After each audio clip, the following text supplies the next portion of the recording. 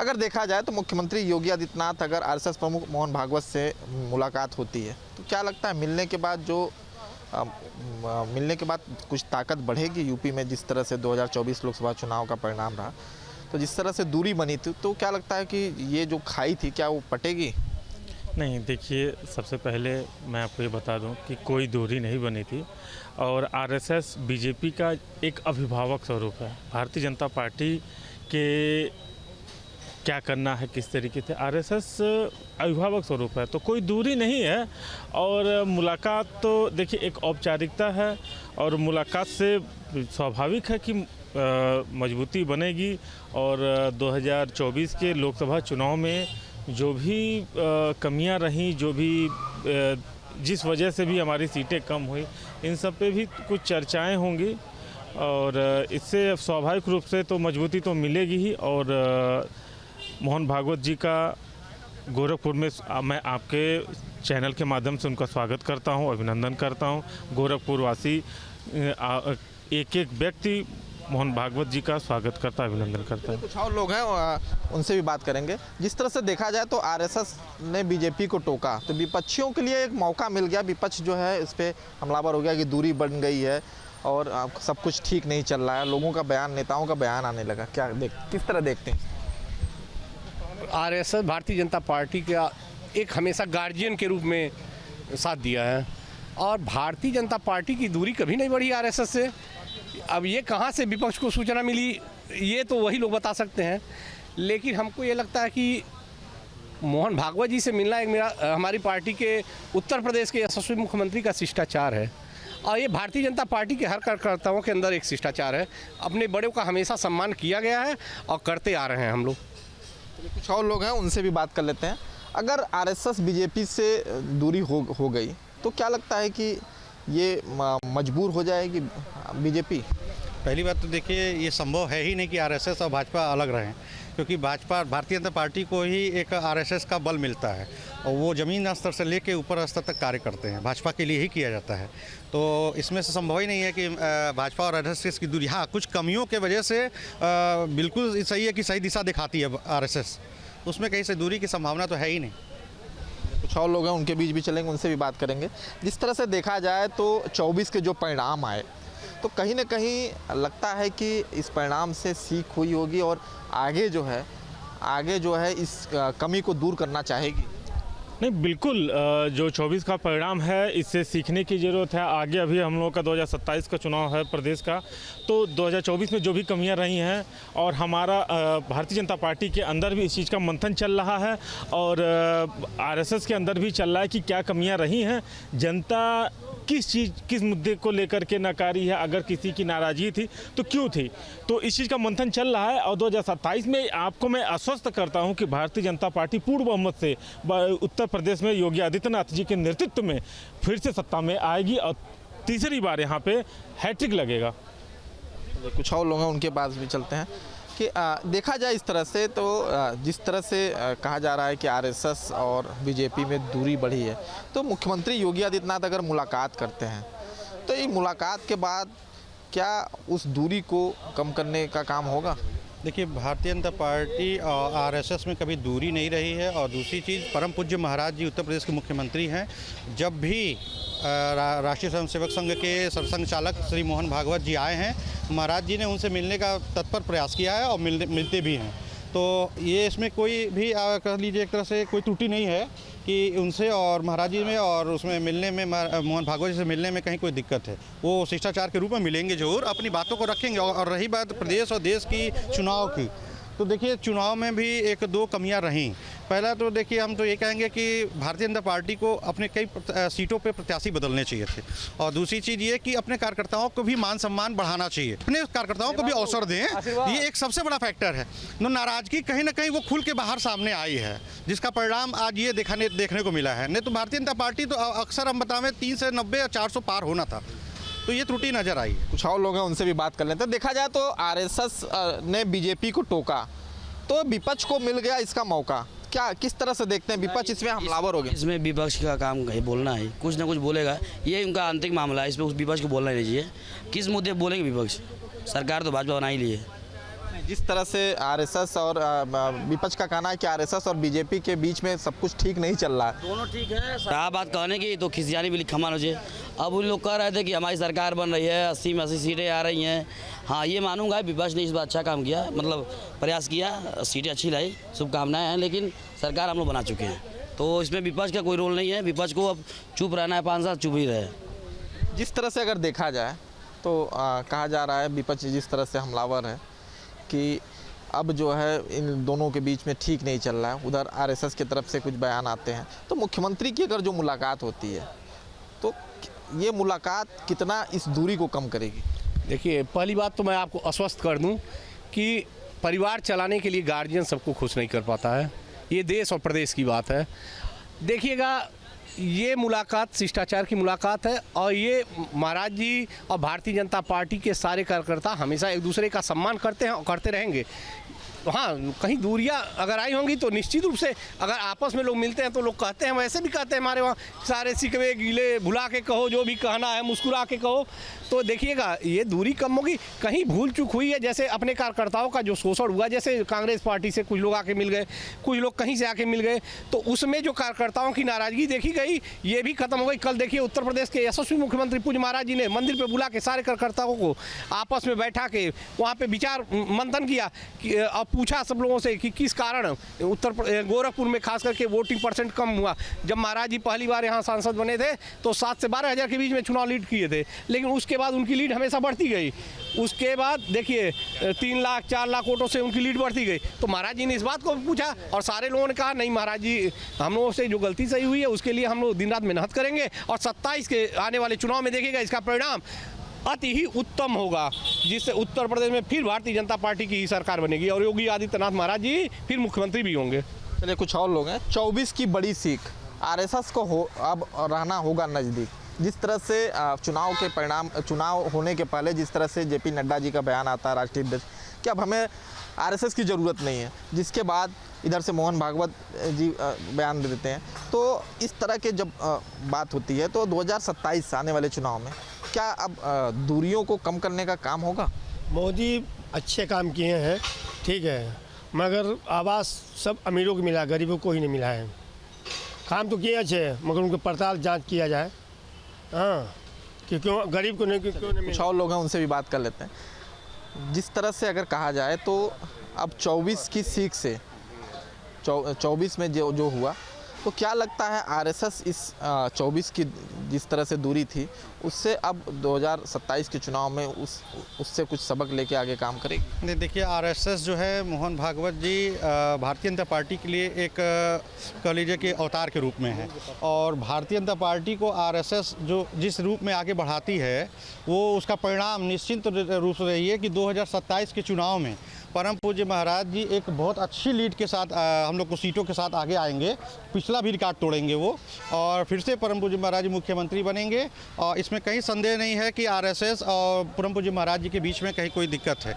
वो अच्छी शिष्टाचार से मुलाकात भी होगी और आगे की रणनीति पे काम करेंगे उनके लिए। आरएसएस ने बीजेपी को टोका, जी, विपक्षियों के लिए मिल गया नया मौका, क्या कहेंगे? इसमें कोई दो राय नहीं है। आरएसएस कहीं नहीं जाएगी, उसको कुछ दिख ही नहीं रहा है। जो आपको न्यूज आई है उसमें कहीं कोई जा नहीं रहा है। ये बताइए, जो पार्टी आज तक कुछ नहीं कर पाई, आज तक कोई विपक्षी पार्टी आरएसएस के लिए क्या की है कि आरएसएस उसके पास जाएगी? सीएम योगी अगर मोहन भागवत से मुलाकात करेंगे तो क्या लगता है यूपी में जो खोई हुई ताकत है वो बढ़ेगी? देखिए, योगी जी के ऊपर प्रश्न चिन्ह उठाना अपने ऊपर प्रश्न चिन्ह उठाना है, ठीक है। ऐसा सीएम उत्तर प्रदेश को मिला है जनता को, बहुत भाग्यशाली लोग हैं, ये भी मैं बता रहा हूँ। उनकी छवि पे कोई उंगली नहीं उठा सकता, पहला चीज़, ठीक है। दूसरा चीज़, मोहन भागवत से अगर मिल रहे हैं महाराज जी तो निश्चित है यूपी में भाजपा की छवि और भी बढ़िया होगी। लेकिन आरएसएस ने जब बीजेपी को टोका है तो विपक्षियों को मौका मिल गया, विपक्ष कर रही है कि दोनों के बीच में। अरे सर, दूल के धोल सुहान लगते हैं, क्या बात कर रहे हैं साहब। योगी जी के ऊपर कोई भी नहीं उंगली उठा सकता ना, यहाँ खासकर यूपी में, अब पूर्वांचल में, ठीक है। 24 के प्रदर्शन से बड़ी सीख आरएसएस से रहना होगा नज़दीक, क्योंकि 24 में जिस तरह से आरएसएस की दूरी बढ़ी और परिणाम रहा कि सारे देश में सीटें कम आ गई, तो क्या लगता है कि अब नज़दीकी बना के रहना होगा आरएसएस से? नज़दीकी तो पहले से भी है, उससे विपक्षियों को जो मौका मिल रहा है टोकने टाकने का, उनका तो खुद ही नहीं भरोसा है कि वो एक दूसरे के साथ हैं कि नहीं है। तो आरएसएस और बीजेपी जो शुरू से है वो थोड़ी बहुत नरम गरम हर पार्टियों में होता है, तो विपक्षियों को मौका मिले वो पहले अपने गिरेबान में झाँकें, अपने लोगों को देखें, अपने लोगों को मिलाएं। इंडिया बनाते बनाते खुद ही मौके से छूट गए। अगर मुख्यमंत्री योगी आदित्यनाथ की मोहन भागवत से मुलाकात होती है तो मिलेंगे नहीं, घर के लोग हैं तो मिलेंगे नहीं, कहाँ जाएंगे लोग? मोहन भागवत कहाँ जाएंगे, योगी जी कहाँ जाएंगे? वो दोनों लोग एक ही घर के हैं। थोड़ा बहुत मान लीजिए हमारे ये भाई हैं, इनसे हमारी अनबन हो गई तो हम इनसे मिलेंगे नहीं, ये छोड़ के भाग जाएंगे कि हम छोड़ के भाग जाएंगे? अरे योगी जैसे यूपी को जो मुख्यमंत्री मिला है वो शायद ही किसी प्रदेश में होंगे, और योगी जी हमारे पूजनीय हैं। मुख्यमंत्री योगी आदित्यनाथ से अगर आरएसएस प्रमुख मोहन भागवत से मुलाकात होती है तो क्या लगता है यूपी में कोई ताकत वापस मिलेगी? यूपी में योगी जी का ग्राफ कहीं से कमज़ोर नहीं है। ये आप लोगों ने पिछले विधानसभा चुनाव में देखा होगा, जिस अजय मिश्रा टेनी को लेकर ये तमाम सारी बातें कही जा रही थी, उस सांसद के विधानसभा में सारी सीटें योगी जी के नाम पर जीती गई थी। जब लोकसभा का चुनाव आया तो शायद जनता अजय मिश्रा टेनी से बहुत नाराज़ थी और उनको उन्होंने सबक सिखाया। तो योगी जी के ग्राफ में कहीं उत्तर प्रदेश में कोई कमी नहीं है। विपक्षी दल इस मुकालते में है कि 2027 में वो योगी जी को परास्त कर देगा। अभी उनके लिए कोई चांस नहीं है। वो लोग केंद्र और स्टेट दोनों में, दो नाव में अपना पैर रखकर चढ़ते रहें और उतरते रहें, और उनको मुबारक हो।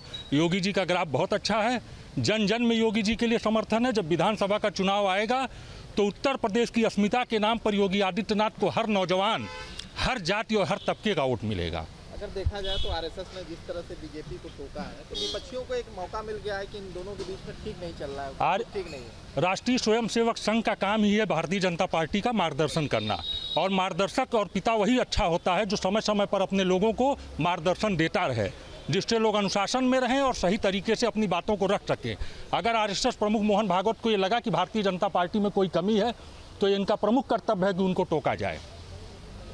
जिस तरह से लोग कह रहे हैं कि अगर दूरी बढ़ी तो इनकी मजबूरी हो जाएगी, अगर आरएसएस से दूरी बढ़ती है तो फिर काफ़ी कमज़ोर हो जाएगी बीजेपी। आज तक कांग्रेस से लेकर समाजवादी पार्टी तक सब लोग यही कहते थे कि भारतीय जनता पार्टी जो है आरएसएस का एक राजनीतिक संगठन है, तो कैसे दूरी बढ़ जाएगी और कैसे मजबूरी हो जाएगी। जब संगठन आरएसएस का है तो कहाँ दूरी है और कहाँ मजबूरी है। यह तो एक क्षणिक है कि मोहन भागवत जो है दिशा निर्देश देने का काम कर रहे हैं, और आने वाले समय में आरएसएस और भारतीय जनता पार्टी मिलकर जो कमियां रह गई हैं ग्राउंड में उसको ठीक कर लेगी, और फिर से पुनः जनता के विश्वास के साथ 2027 में लोकसभा चुनाव, विधानसभा चुनाव और 2029 में लोकसभा चुनाव में पूरी दमदारी से उतरेगी। आरएसएस बीजेपी के बीच में जब कुछ दरार दिखी तो विपक्ष ने इस मौके का खूब फायदा उठाया, चाहे वो समाजवादी पार्टी हो, चाहे कांग्रेस हो या दूसरे दल। सभी ने कहा कि आरएसएस और बीजेपी के बीच में खाई खिंच गई है और आने वाले समय में बीजेपी और कमज़ोर होगी। लेकिन एक बार फिर योगी आदित्यनाथ मोहन भागवत से मुलाकात करते हैं, घंटों घंटों चर्चा हो जाती है, आरएसएस अपने बयान से जो है वापस चला जाता है। वाकई में सब कुछ फिर दोबारा दुरुस्त हो गया। बिल्कुल सही बात है। देखिए, एक सिंपल सी बात मैं आपके चैनल के माध्यम से बता देना चाहता हूँ। देखिए, विपक्ष का काम है सिर्फ हल्ला करना, उनके पास और कोई काम तो बचा नहीं है। सत्ता में तो आने से रहे, इनके सत्ता आने से रहेगी। और रही बात, देखिए घर में दो भाई होते हैं, आपस में खटपट होती रहती है। अब वैसे ही है, आपस में समझौता हो गया, कोई बहुत बड़े इशू नहीं है। इसको लोग मुद्दा बना रहे, विपक्ष वाले खासकर। विपक्ष वाले लोगों के पास कोई काम धंधा नहीं बचा, सिर्फ मुद्दे ही उठाते रहते हैं। अपना घर नहीं देखते हैं, अपनी पार्टी नहीं संभाली जा रही है, दूसरे की पार्टी में जो कूद रहे कि ऐसा हो गया वो ऐसा हो गया। तो कहीं ना कहीं ये आरएसएस और भारतीय जनता पार्टी में बहुत बढ़िया संबंध रहा है और रहता चला आया है और आगे भी रहेगा। इसमें कुछ भी नहीं होने वाला है। विपक्ष के चक्कर में लोग अपना पढ़ने जा रहे हैं। और अभी रही बात विपक्षों की, विपक्ष पहले अपनी पार्टी जाके संभाले, तब भारतीय जनता पार्टी के बारे में उल्टे बयान देते रहें। ठीक है। राम मंदिर में बड़ा मुद्दा रहा। इसमें कहा गया कि राम का नाम लेकर जो है वो संघ ने कोशिश की सबको आईना दिखाने की, लेकिन अब बात फिर वहीं पहुंच गई जिस तरह से संघ और जो है वो भाजपा में आपस में चर्चा शुरू हो गई। नहीं, ऐसा कुछ नहीं। संघ जो कि कुछ भाजपा के आक्रमण नेता रहे जिनके वजह से संघ ने उसको आईना दिखाया और उनको कहा अपनी कार्यशैली को दुरुस्त करिए। ये जो परिणाम आए इससे सब पूरा भारतीय जनता पार्टी और आरएसएस सब हस्तप्रभ है कि जो ये निर्णय जो परिणाम आए, परिणाम ऐसे नहीं आने चाहिए थे, चूँकि काम किया गया था, लेकिन ये विपक्ष ने ऐसा हुजूम हुल्लड़ फैला दिया जिसके वजह से परिणाम आए। इसके लिए आरएसएस ने सिर्फ जो अब घर का जो मुखिया होगा, आरएसएस आज 1925 की है और घर का मुखिया अगर बच्चा अगर कुछ गड़बड़ी करेगा तो उसको समझाएगा तो भाई। अब कुछ लोग कहते हैं उसको उसमें सभा में सार्वजनिक जगह क्यों का बंद कमरे में पार्टी नहीं चलती है। उन्होंने आरएसएस के मोहन भागवत जी ने कहा इस पर आप विचार मंथन कीजिए, जो कमियां रही उनको दुरुस्त कीजिए और जो अब आइंदा आगे से ऐसी कमियां ना हो, आप संगठन में और कार्यकर्ताओं में सामंजस्य बिठा करके आगे का कार्य किया जाए। क्योंकि 2027 में फिर योगी जी की सरकार बननी है और 29 में फिर बननी है, मैं इसको कोई दो राह नहीं है। थोड़ा कुछ हो गया, अब आप इनकी कहाँ बात करेंगे। जो उड़ा रहे हैं ये 1991 से किसी ने 200 का आंकड़ा नहीं प्रयास किया है और वो आज हमको सीख बता रहे हैं। 25 लोगों को 99 जिनके वो हमको बता रहे हैं। ऐसा कुछ नहीं, जो इन लोगों ने जनता को धोखा दिया, जनता को बरगलाया है खटाखट वाला और कुछ ये संविधान बदलने वाला, उसका जो परिणाम रहा। कुछ हमारे शीर्ष नेतृत्व द्वारा जो गलत टिकट दिए गए जिनके कारण हमारे जो प्रत्याशी हारे नहीं, ऐसा परिणाम नहीं आता। उस पर विचार मंथन किया जा रहा और संघ तो हमेशा 1985 से 1925 से नहीं मार्गदर्शन कर रहा है। तो भारतीय जनता पार्टी 1980 में बनी है तो उन्हीं के ही कहने पे तो और वही इसको संचालन कर रहे हैं। भारतीय जनता पार्टी के जितने भी इसमें बड़े नेता रहे सब संघ के ही रहे, ऐसा कुछ नहीं है और सब सही हो जाएगा, इसमें कोई समस्या नहीं। ठीक है, विपक्ष कह रहा है कि संघ नाराज हो गया है और बेरोजगार नाराज हो गया है, इसीलिए जो है उत्तर प्रदेश में तस्वीर बदल गई और संघ को भी बोलना पड़ा खुल के खुद मैदान पे। तो रोजगार को लेकर एक बड़ा सवाल, बड़ा चर्चा जो है उत्तर प्रदेश में हो रही है। तो जी देखिए इसमें योगी जी क्या कर रहे हैं। योगी जी की कोई बात ही नहीं सुनी जा रही, इनकी कोई बात ही नहीं सुनी जा रही। उन्होंने कहा टिकट देने के लिए, जिसको देने कहा रहा है उसको टिकट नहीं दिया गया। तो पार्टी वही से हमारे तो कौशल किशोर हार गए। इसी के लिए जो मुद्दे थे योगी जी मांग रहे थे उनको टिकट नहीं दिया, इसी के लिए पार्टी को। रोजगार भी मुद्दा रहा क्या इसमें? रोजगार भी मिलना चाहिए, महंगाई घटावे, हर चीज़ का है। अब देख रहे ना यहाँ पे टंकी की कोई व्यवस्था नहीं, पानी का नहीं व्यवस्था है, ठंडा पानी गरीबों को मिलना चाहिए ये भी नहीं मिल रहा है। बताओ कार्यालय बगली में है, पानी की व्यवस्था होना चाहिए, टंकी अंकी की। ठीक है, मकान हमको नहीं चाहिए। अच्छा, सबकी किस्मत बता रहे हैं, विपक्ष की किस्मत दिखाई पड़ रही है कुछ जिस तरह से संघ नाराज है। नहीं, संघ क्यों नाराज है? संघ अपना कार्य कर रहे हैं, वो अपना कार्य कर रहे हैं। दोनों की संजोग है इसमें मिले हुए।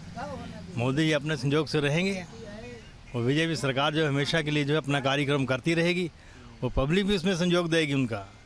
ठीक है, जो आपकी बार राम मंदिर से अयोध्या से हार गए तो क्या हुआ, अगली बार फिर से जीत जाएंगे हम लोग, है ना। ठीक है, ये चीज हम कह रहे सबकी किस्मत आप बताते हैं, विपक्ष की किस्मत दिखाई पड़ रही है। 27 के चुनाव में लग रहा है विपक्ष का आगे बढ़ेगा, फिर इसी तरह जोड़ी उनकी आगे बढ़ेगी, अब बीजेपी को हरा पाएगी। नहीं, बीजेपी को नहीं हरा पाएंगे। बीजेपी को क्यों हरा पाएंगे? बीजेपी का संजोग नहीं उनके साथ में। बीजेपी अपने संजोग से लड़ेगी, अपने संजोग से जीतेंगे वो लोग, आगे का मुद्दा सही रहेगा अपना। ठीक है, आखिर नाराजगी की स्थिति क्यों बन गई? नाराजगी की स्थिति कुछ नहीं बनी है। कुल मिला के देखिए ऐसा कुछ भी नहीं चल रहा है भाजपा में, आरएसएस में। 19-20 का थोड़ा बहुत मैनेज था, वो थोड़ा सा मीडिया में आया है, लेकिन उसको हाईलाइट कर रहे हैं विपक्ष वाले लोगों के पास काम धंधा कुछ बचा नहीं है। अभी इलेक्शन में हार गए हैं, सब गठबंधन मिल के 230 सीटें निकालते हैं। भारतीय जनता पार्टी 240 सीट निकाल ली है अकेले दम पे। तो कहीं ना कहीं बहुत ही बड़ा एक डिफरेंस दिखा है। और माननीय नरेंद्र मोदी जी की पुनः तीसरी बार सरकार बनी है और विपक्षों का सिर्फ एक ही बार का नारा रहा है कि भारतीय जनता पार्टी नरेंद्र मोदी जी को हटाया जाए। तो हटाने के लिए पहली चीज़ तो उन लोग को गठबंधन ही नहीं सक्सेस हुआ है। अब ये क्या करेंगे, ये 29 में क्या करने वाले हैं? 29 में इनके पास कोई चारा नहीं बचा हुआ है। और उत्तर प्रदेश में माननीय अखिलेश यादव जी ने जो सीटें जीती हैं, ये सब ईवीएम का ही खेला हुआ है। विपक्ष वालों ने ईवीएम हैक कर लिया है। हाँ, ईवीएम हैक कर लिया भाई साहब, मानिए मेरी बात। मैं कह रहा हूँ, खुला कह रहा हूँ कि गठबंधनों ने ईवीएम हैक करवा दिया है अयोध्या जैसी सीट भारतीय जनता पार्टी हार ही नहीं सकती है। मैं चैलेंज कर रहा हूँ आपके चैनल के माध्यम से। विपक्ष वालों ने ईवीएम हैक कर लिया है और इसीलिए मैं कहना चाहता हूँ कि भारतीय जनता पार्टी की सीट इसीलिए कम हुई है। ना तो कोई प्रत्याशी की वहाँ गलतियाँ हैं, ना टिकट देने वाले की गलती है। गलती सिर्फ एक है, ईवीएम हैक की। ठीक है, एक महत्वपूर्ण सवाल, जिस तरह से आरएसएस नाराज हुआ और भारतीय जनता पार्टी की उत्तर प्रदेश में सीटें कम हुई, मजबूरी हो गई भाजपा की अब आरएसएस अगर दूर चली जाएगी तो भाजपा का रास्ता बंद होता हुआ दिखाई पड़ेगा आने वाले समय में। आरएसएस भाजपा से दूर हो ही नहीं सकती है। आरएसएस और भाजपा एक दूसरे के पूरक हैं। ये विपक्ष पार्टियां इस तरह से बढ़ा चढ़ा के बोलती हैं जिससे जनता में कुछ बौखलाहट आए, जनता कुछ उल्टा सीधा समझे। कभी भी आरएसएस और भारतीय जनता पार्टी एक दूसरे से अलग नहीं हो सकती है। हाँ, भारतीय जनता पार्टी की सरकार जब से बनी है उत्तर प्रदेश में, शांति और सुरक्षा बिल्कुल 101% दिखाई देते हैं। योगी जी के सरकार में शांति सुरक्षा या किसी भी जात बिरादरी को किसी प्रकार से कोई तकलीफ नहीं है। कोई बढ़ा चढ़ा के राजनीतिक मुद्दा उठाए यह बात अलग है, लेकिन 2017 में योगी जी की पहली बार सरकार बनी, ये 2024 चल रहा है। आज तक हाँ 27 तक तो रहबे करेगा सरकार, फिर बनेगी 27 में फिर सरकार बनेगी।